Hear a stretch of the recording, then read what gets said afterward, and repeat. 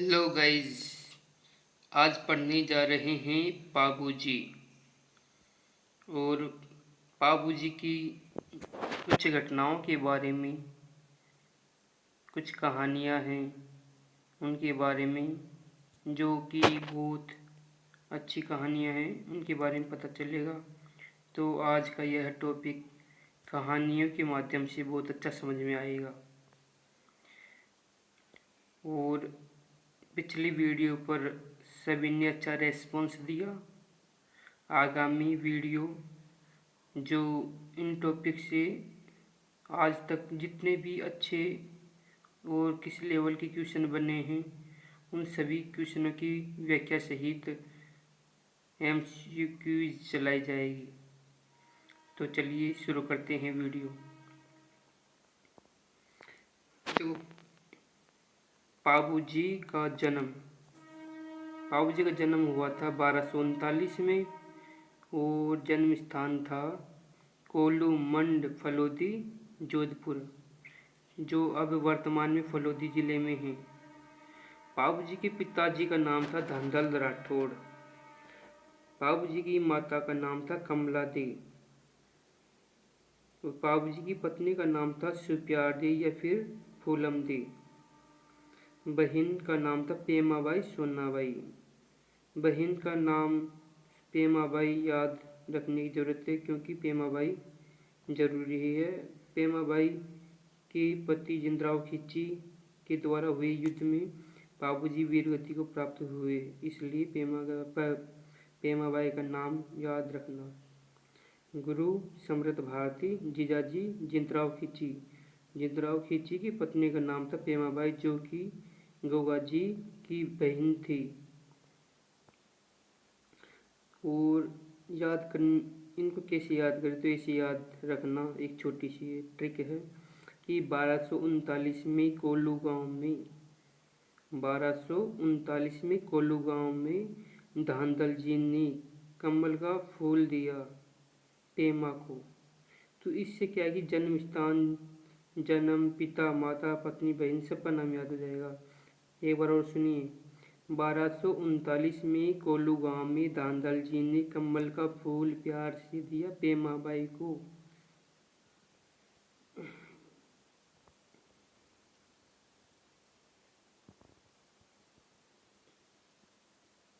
उनके जीजाजी नाम जिंदराव खिची। मंदिर इनका कोल्लूमंड फलोदी जोधपुर में, और एक मंदिर देचू फलोदी में भी है। और इनकी मंदिर कोल्लूमंड मंदिर हो गया। मेला इनका चैत्र अमावस्या को इनका मेला लगता है। चैत्र अमावस्या के दिन थाली नृत्य भी किया जाता है। प्रतीक चिन्ह भलालिया स्वरोही। प्रतीक चिन्ह क्या होते हैं, तो प्रतीक चिन्ह हम आपको बताएं। जैसे कि मैं बोलूँ वो कौन सा भगवान है जिसके अंगुली में चक्र होता है, विष्णु। वो कौन सा भगवान है जिनके गले में सांप होता है, शंकर भगवान। वो कौन सा भगवान है जो शेषनाग पर विराजमान है, विष्णु भगवान। तो ऐसे कुछ हिंट होते हैं जो हमको पहचान सके, जैसे कि भलाली स्वरोही बाबूजी। आप बोलोगे कि गोगा जी भी भलाली स्वरोही ही है, लेकिन गोगा जी भलाली स्वरोही के साथ सांप, भाले के ऊपर सांप भी दिखाई देता है। बाबूजी के प्रमुख अनुयायी देवारी राय का देवासी थोड़ी जाति के हैं। बाबूजी का नृत्य थाली नृत्य, जो चैत्र अमावस्या के दिन जो मेला भरता है वो थाली नृत्य किया जाता है। बाबूजी की पत्नी को फूलमदी कहते हैं, जो अमरकोट के राजा सूरजमल सोडा की पुत्री थी। और जो बाबूजी की माता है, ऐसा कहा जाता है कि बाबूजी का जन्म एक अप्सरा के गर्भ से हुआ।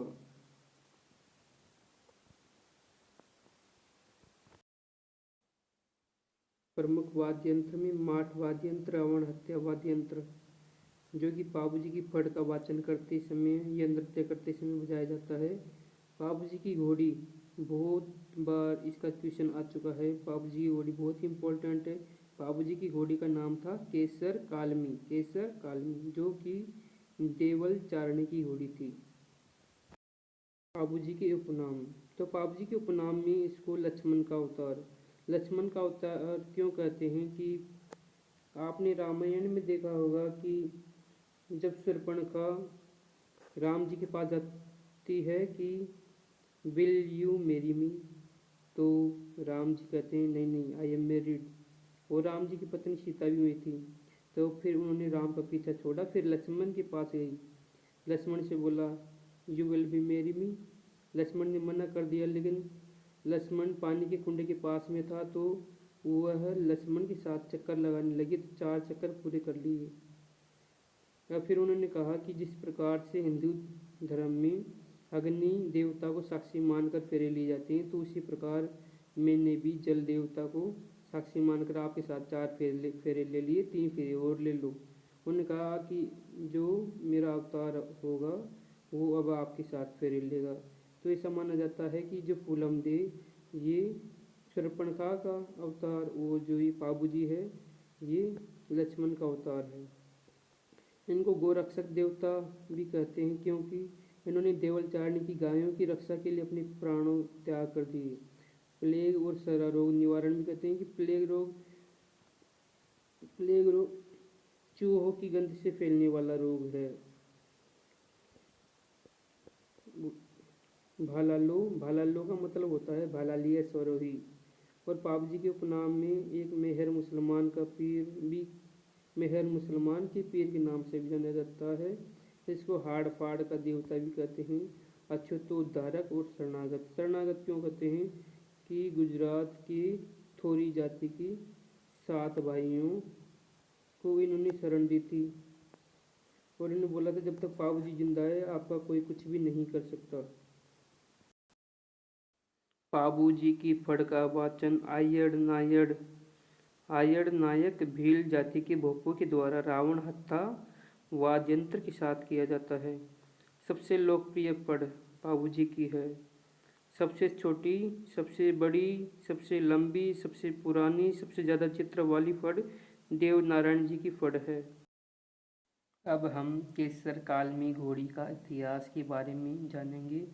बाबूजी के जो पिताजी थे धांधल जी, एक बार शिकार खेलने के लिए जंगल में गए हुए थे, तो उसी टाइम जंगल में एक अप्सरा, देवलोक की अप्सरा आई हुई थी।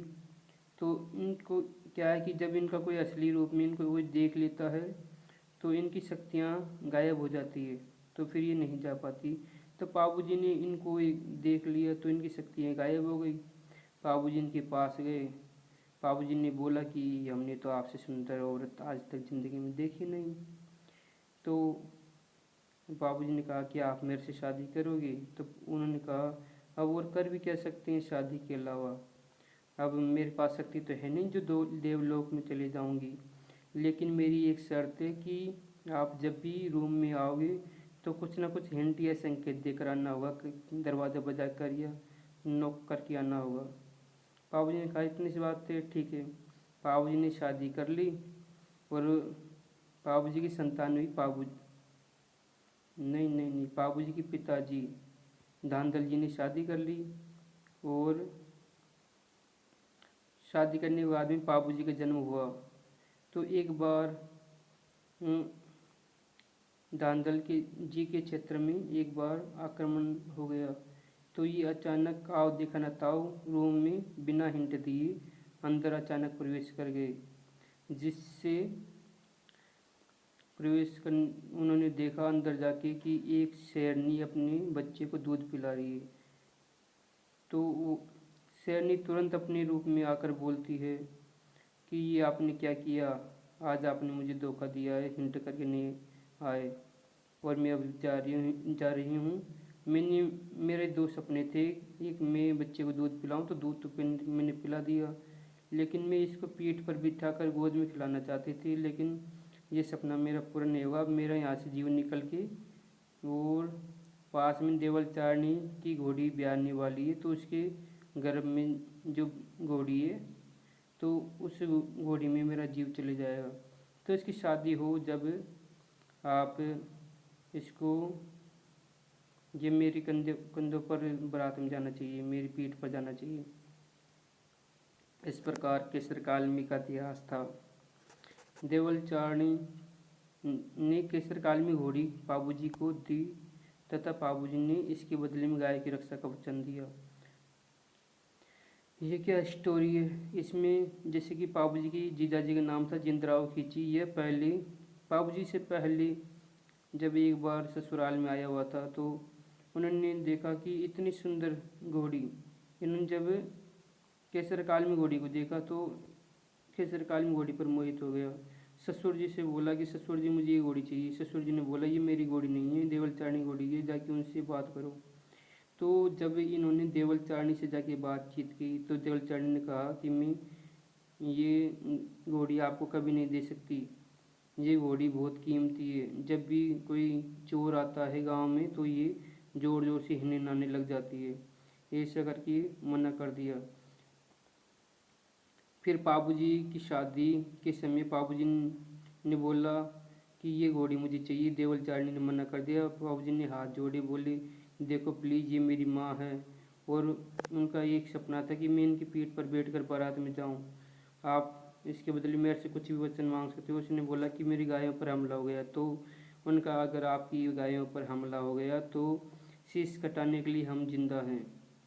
मैं तुरंत चाहे कितना भी ज़रूरी काम हो वो छोड़कर सब आ जाऊंगा। तो जब बाबूजी शादी के फेरे ले रहे थे तो पहले फेरे में ये जो केसर कालमी थी हिननाने लग गई, दूसरे फेरे में हिननाने लग गई, तीसरे फेरे में जोर जोर से हिननाने लग गई और जो खूंटा था वो तोड़ दिया। तब 3.5 फेरे को छोड़कर फिर बाबूजी गाय की रक्षा करने के लिए जाते हैं। तब फिर पता चलता है कि गायों की चोरी करने वाले उनके जीजाजी थे। उनके जीजाजी ने बोला कि देवलचारणी ने घोड़ी मुझे नहीं दी, तुझे दे दी, इसलिए मैंने गायों की चोरी कर ली। फिर उन्होंने कहा कि गायों को छोड़ दे, लेकिन गायों को नहीं छोड़ा। फिर युद्ध हुआ दोनों के बीच में। जब दोनों के बीच में युद्ध हुआ तो बाबूजी ने जिंदराव खींची को पराजित कर दिया और गायों की रक्षा कर ली। और बाबूजी ने जिंदराव खींची पर जानलेवा हमला करने की कोशिश की, लेकिन उनकी एक सैनिक ने उसको बचा लिया। बोले कि ये क्या कर रहे हो बाबूजी। जब बाबूजी की बड़े भाई बूढ़ो जी ने कहा कि ये तुम्हारी बहनों हैं, ये जीजाजी हैं, तुम क्या अपनी बहन का सुहाग उजाड़ोगे, उसको विधवा करोगे, नहीं रहने दो। फिर उनको माफ़ कर देता है, फिर चले जाता है। लेकिन रास्ते में रात हो जाती है तो वो जब ठहरते हैं तो तब अचानक जिंदराव खींची के हुए युद्ध को वो समझ नहीं पाते और उस युद्ध में देचू नामक स्थान पर बाबूजी वीर गति को प्राप्त हो जाते हैं। देचू फलोदी नामक स्थान पर बाबूजी वीर गति को प्राप्त हो जाते हैं। 1276 की बात है। बाबूजी की विवाह के समय जिंदराव खींची ने देवलचारणी की गायों पर हमला किया। बाबूजी 3.5 फेरे लेकर गायों की रक्षा के लिए चले गए। बाबूजी ने 1276 में देचू का युद्ध हुआ, जिसमें बाबूजी के साथ उनके बूढ़ो जी इनके बड़े भाई थे और इधर से विरोध में जिंदराव खींची जो जायल नागौर का शासक था। तो इस युद्ध में जब इनकी प्रथम तो विजय हो गई थी, लेकिन जब अचानक युद्ध किया पीछे से धोखे से, तब बाबूजी को हार का सामना करना पड़ा। बाबूजी वीरगति को प्राप्त हुए, बूढ़ो जी वीरगति को प्राप्त हुए। बाबूजी की पत्नी को जब पता चला, सुप्यारदी को जब पता चला कि बाबूजी अब नहीं रहे तो वो भी सती हो गई। बूढ़ो जी की पत्नी को पता चला, लेकिन वो सती कैसे हुई, वो तो 7 महीने का बच्चा पेट में था। तब बूढ़ो जी की पत्नी ने एक कटारी उठाई, अपने पेट को चीर कर बच्चे को जन्म दिया, फिर वह भी सती हो गई। इस प्रकार बाबूजी व बूढ़ो जी वीरगति को प्राप्त हुए। बाबूजी की मृत्यु का समाचार सुनकर उनकी पत्नी फूलमती सती हुई जिंदा आग में जल गई। मारवाड़ में सबसे पहले ऊँट लाने का, श्रीलंका से ऊँट किसने लेके आए थे, सबसे पहले ऊँट लाने का श्रेय बाबूजी को जाता है। इन्हें ऊँटों का देवता भी कहा जाता है। ऊँट पालक जाति रेवाड़ी के आराध्य देवता हैं। ऊँटपालक रायका जाति पाबू जी को आराध्य देवता मानती है। रायका जाति सर्वाधिक जालोर जिले में निवास करती है। पाबू जी का जीवन से संबंधित ग्रंथ पाबू प्रकाश, जो किसने लिखा था? आसिया मोड़ जी ने। आसिया मोड़ जी की रचना पाबू प्रकाश। राजस्थान में सबसे लोकप्रिय फड़ पाबू जी की मानी जाती है। सबसे लंबी, सबसे छोटी, सबसे ज़्यादा चित्र वाली देव नारायण भगवान जी की मानी जाती है। पाबू जी की थोड़ी जाति के भक्तों द्वारा माठ वाद्य यंत्र के साथ पाबू जी की लोक गाथा का गुणगान किया जाता है, जिसे पाबू जी के पवाड़े कहते हैं।